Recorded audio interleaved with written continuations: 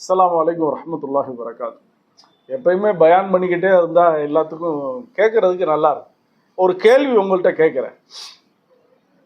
நபி ஸல்லல்லாஹு அலைஹி வஸல்லம் ஒரு ஹதீஸில் இப்படி சொன்னாங்க, மன் கால சுபஹான் அல்லாஹி வ பிஹம்திஹி மிஅத மர்ரா.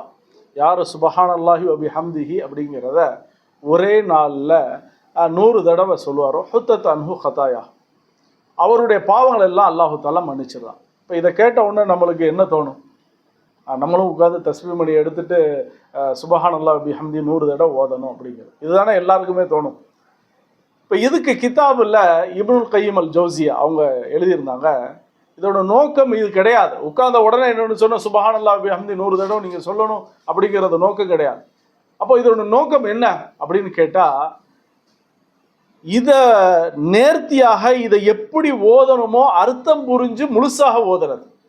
அர்த்தம் புரிஞ்சு முழுசாக ஓதுறது எல்லாத்துக்குமே நீங்கள் குர்ஆனுக்கு அர்த்தம் புரிய வேணாம். சில திக்ர் நம்ம செய்யக்கூடிய திக்ருக்காவது அர்த்தம் புரியணும்ல. அப்போ சுபஹானல்லாஹ்னா என்ன, பிஹம்தினா என்ன அப்படிங்கிறத அர்த்தம் புரிஞ்சு அந்த தாத்பரியத்தோட ஹக்கீகத்தோட இவர் ஓதுறதை தான் அல்லாஹு தஆலா இங்கே சொல்கிறான். ஏன் அப்படின்னு சொன்னால், அல்லாஹு தஆலா எத்தனையோ இபாதத்துகள் வணக்கங்கள் நனவுகள் வச்சிருக்கிறான்.